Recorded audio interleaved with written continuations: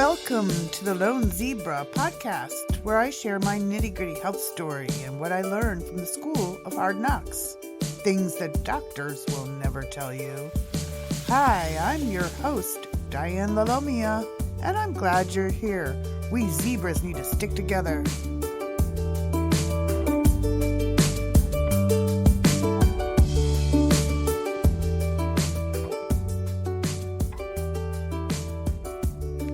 Welcome to episode 025 of The Lone Zebra.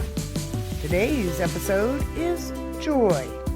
And don't let me forget to say happy St. Patrick's Day to everybody out there. Kiss me, I'm Irish. Well, isn't everybody on St. Patrick's Day? Hold on to your hats, we're going to be talking about that and more today, so stay tuned.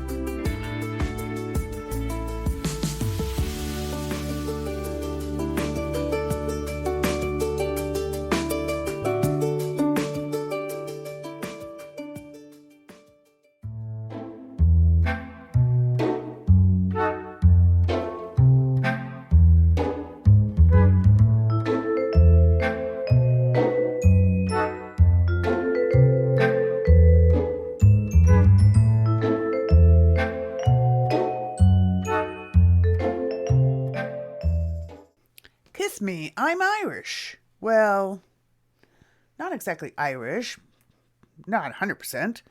I'm Scottish, and I think Irish is mixed in there somewhere, and Northern England. Well, anyways, everybody's Irish on St. Patrick's Day. But today I want to just talk a little bit about the fact that I was born with really red hair.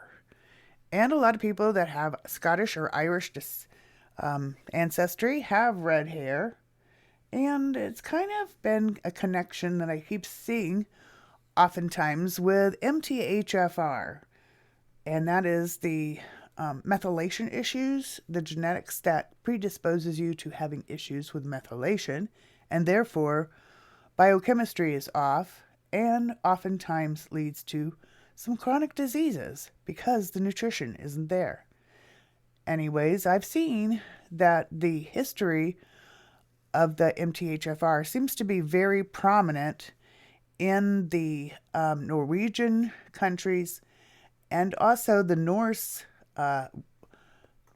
Vikings that went to Scotland and Ireland. It continued into those countries as well. And there seems to be a correlation as well with Italian, especially Sicilian, to having the MTHFR variation. But more often than not, redheads seem to be implicated in a lot of different things, and this is no exception. Another situation that I encountered, too, in doing some research about methylation and redheadedness and that sort of thing, and the descendancy of Irish, was that there seems to be a connection between hair color and copper in the body. It seems as though copper is associated with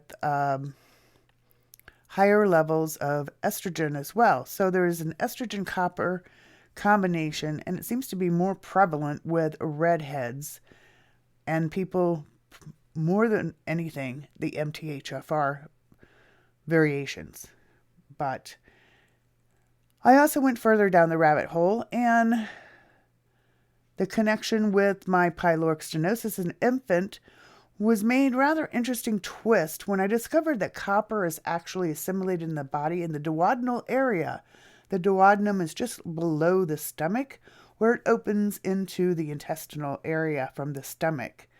In my case, for pyloric stenosis, the duodenal sphincter muscle, the pyloric sphincter, became too overworked and atrophied to the point that it became a blockage and had to be surgically removed in order for me to eat.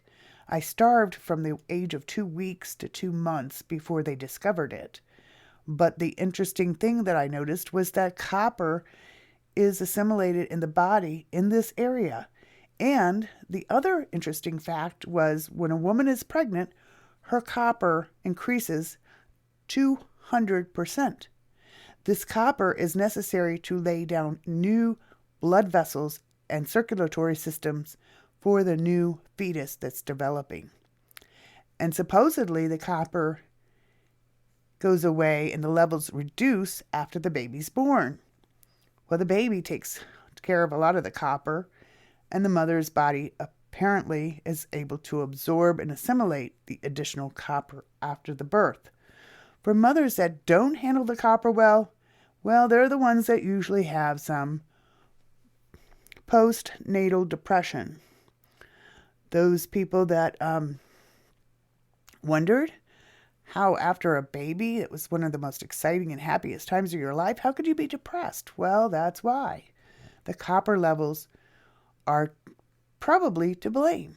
Copper can get into the brain and cause a lot of issues.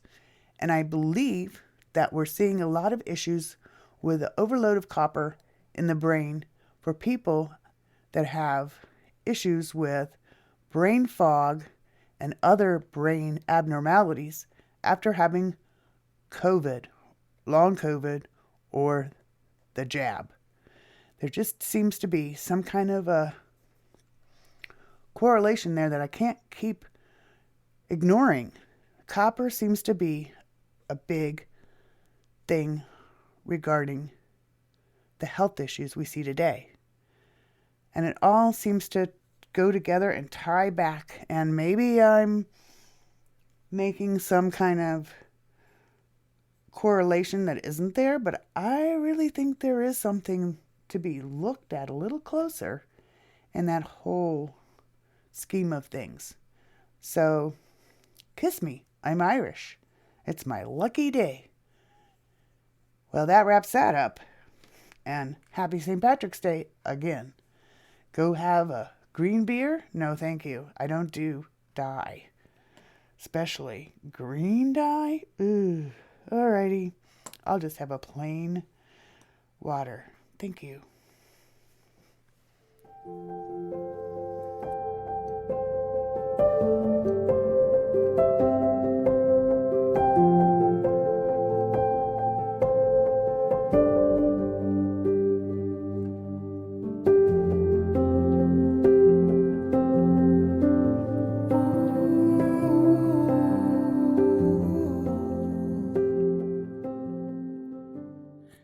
Reading from the book Women of Purpose, a daily devotional for discovering a meaningful life in Christ by Sara, Day 46. Again, the kingdom of heaven is like treasure hidden in a field, which a man found and hid. Then for joy over it he goes and sells all that he has and buys that field.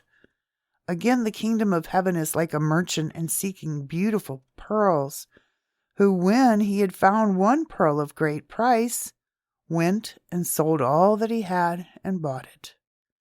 Matthew chapter 13, verses 44 through 45, New King James Version. It was her face. I had never seen such a radiant woman. Yes, she was beautiful, but it was not her beauty that caught me. Joy exuded from her countenance as she introduced herself to me, and I watched her mingle with the crowd. It was infectious. I got to know her, and she became one of my dearest friends. As she opened her life, I discovered that she did not live in a perfect, trial-free life. Many times she spoke of difficulties in her way, but joy remained. I discovered that she was very secure in the Lord and her relationship with Him in spite of the fact that her father abandoned her as a child and wanted nothing to do with her when she sought Him as an adult. I observed her eyes well up with tears as she spoke of Jesus and all He meant to her. I saw her hold on to the Lord when people failed her. I watched as she prayed over difficulties in her life and trusted the Lord instead of trying to work it out on her own. Fulfilling your divine destiny is joy with no comparison, even when others don't fulfill theirs. My friend's father obviously wasn't, but she could anyway. We often fall short of all we are offered. We become lax and don't experience the excitement that comes when we give our all. This is a crying shame because we are missing out on the abundance Jesus promises, and it hinders others from joining in. Depression and duty never draw anyone. Joy does. People hold back parts of themselves for fear of losing happiness because they haven't known the full joy from utter abandonment. If we are not full of the Spirit, then yes, trying to be good is a sure cause for depression. Christianity is not a religion to do. It is a relationship to enjoy. Jesus is not before us with heaviness to bear. He says his yoke is easy and his burden is light. He invites the weary to come to him so they can have rest. He does not force us to serve him. Rather, we love him because he first loved us. When he asks us to sacrifice something, it is because he wants to give us something better. When we are weak, he is strong. When we would go under, he bears us up and helps us grow instead. Trying to do Christianity without knowing the fullness of the Spirit is a recipe for disaster. If that's where you're at, you are probably more miserable than many people who don't know the Lord at all. If that is the case, take heart. Joy waits for you. At the foot of the cross, in repentance of who you are and all you are, he will find you and take you there. Find the purpose he created you for. Go with it with all you have, and you will know true joy. Father, thank you that joy is one of your greatest gifts to women. Help us to receive this gift. Amen.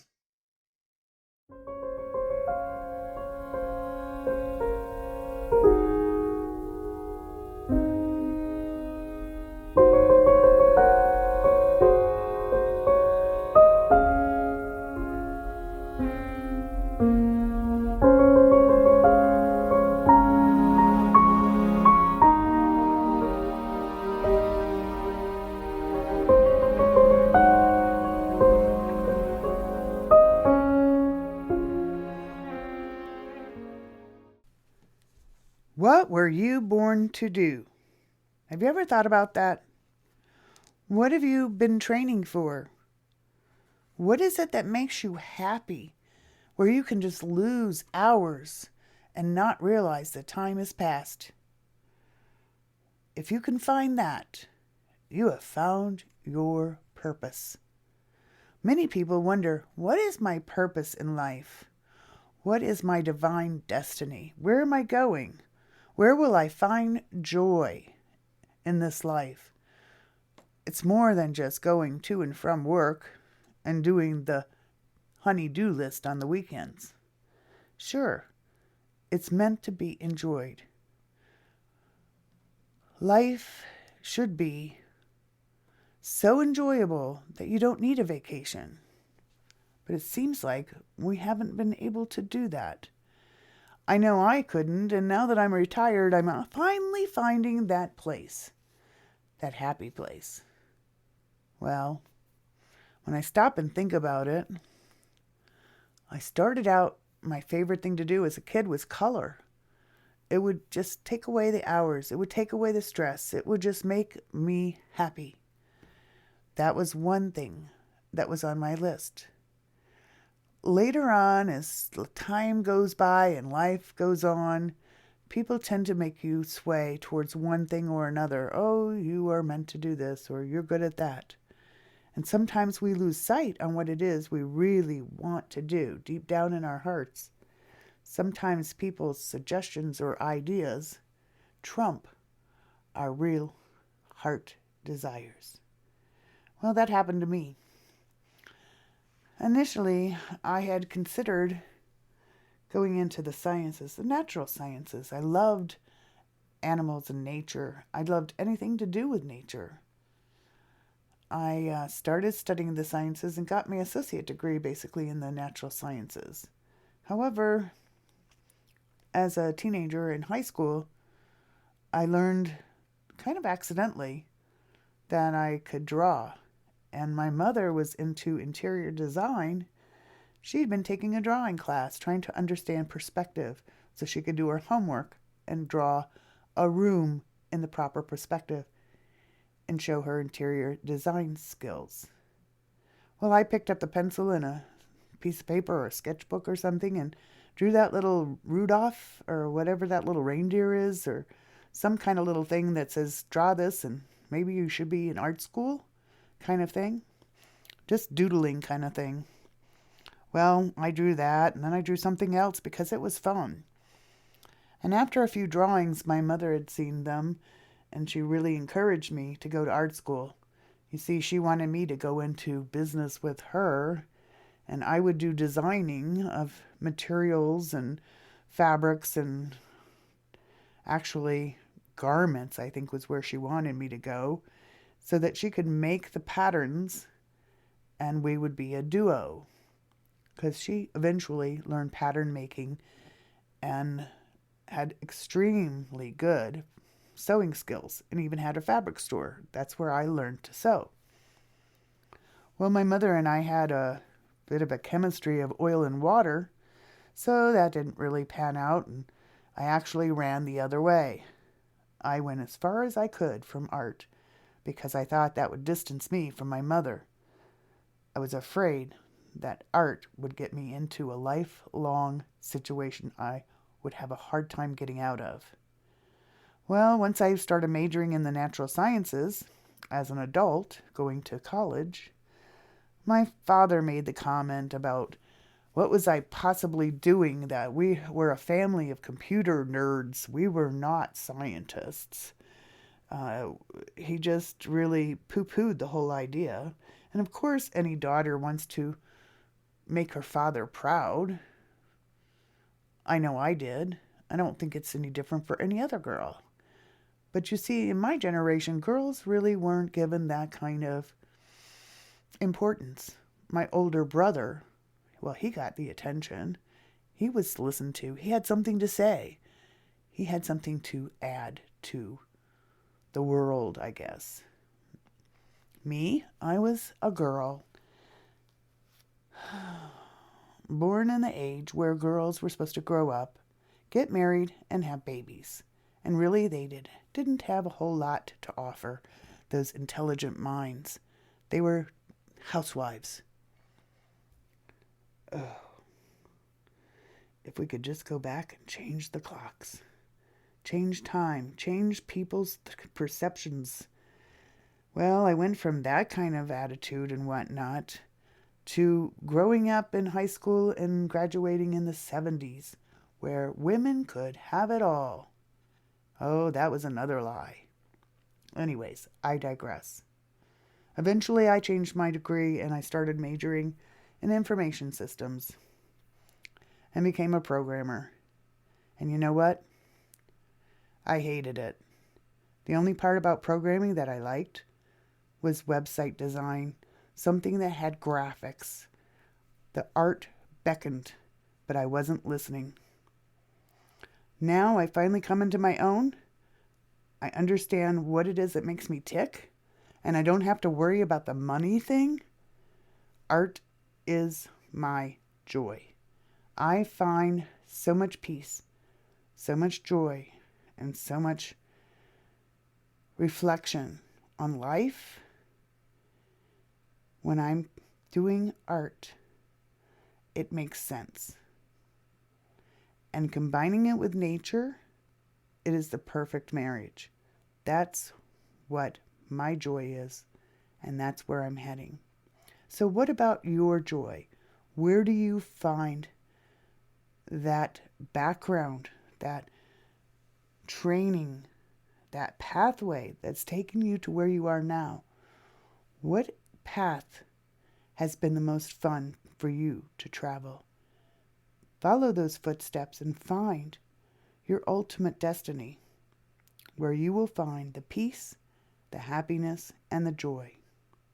Go forth and conquer.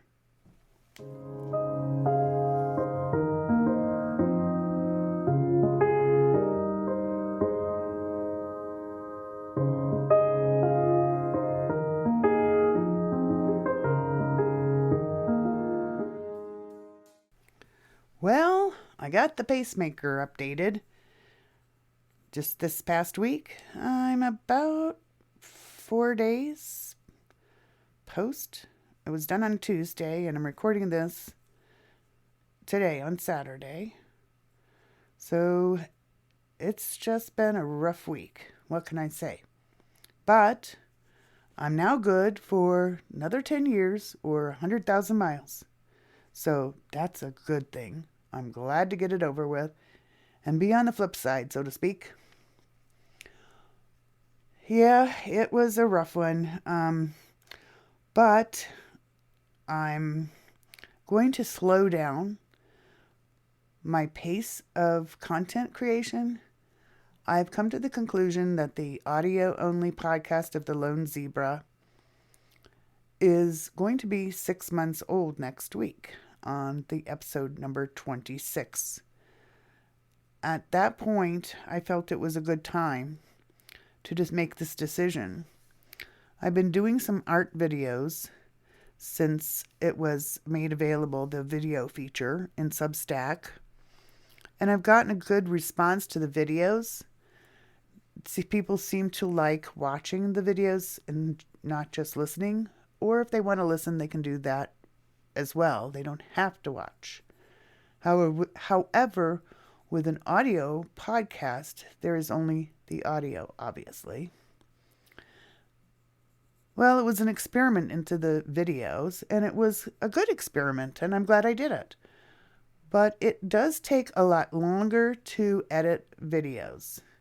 And I have a garden that is going to be really taking up a good portion of my time in the very near future. Spring is just around the corner, so to speak. Here, it's about May 15th before our last frost, but there's already seeds in my grow stand area. I have two stands that are filled with flats, growing seeds, mostly flower, and a greenhouse that is ready to be filled and growing soon. So, obviously, I had to make a decision. What did I enjoy the most? What did I want to venture forth with and dedicate the time I have? And I decided to do the videos, and it seemed that that was more popular, and so that seemed to be what was the reflection from those of you. So I'm dropping doing the Lone Zebra audio podcast after next week's show, episode 26. I will continue to do the videos, but it will be every 2 weeks, not every week. And I've been releasing those on Friday, so I'll continue to do the videos release on Friday. I still have the old blog post when I did the microgreens, and those continue to come out weekly on Wednesdays. There's about another couple of months, I think, of blog post before that series is completed. So just an idea of what's coming. You're still going to be hearing from me, just in a little less often and in the video format. So I hope you'll stay tuned and try to keep up with me, because I'm like the Energizer Bunny, and that's probably why I need a pacemaker to slow me down more than anything. But stay tuned for more fun and adventures with Diane and her crazy creative fun. Today's featured music is Somewhere in Dreams by Magnus Ludvigsen. Enjoy.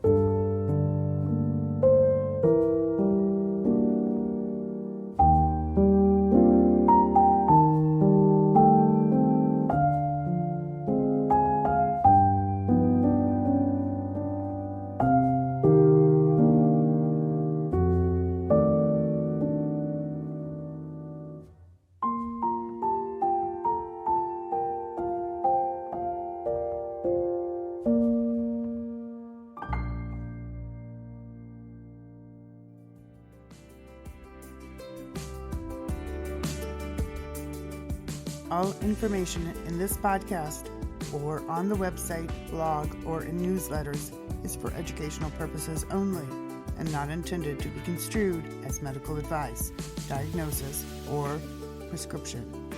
Please seek the help of a medical professional to get treatment for your particular condition.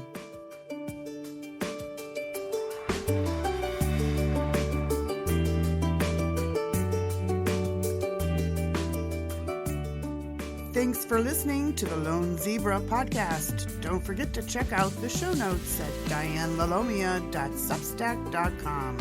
That's Diane, D-I-A-N-E, Lalomia, Lalomia.substack.com. Music on the podcast is provided by Epidemic Sound. See the show notes for featured music and artists. Don't forget to share this podcast with your family and friends, especially fellow zebras. And don't forget to rate The Lone Zebra on your favorite podcast app so others can find me. Until next time, blessings. Have a great day.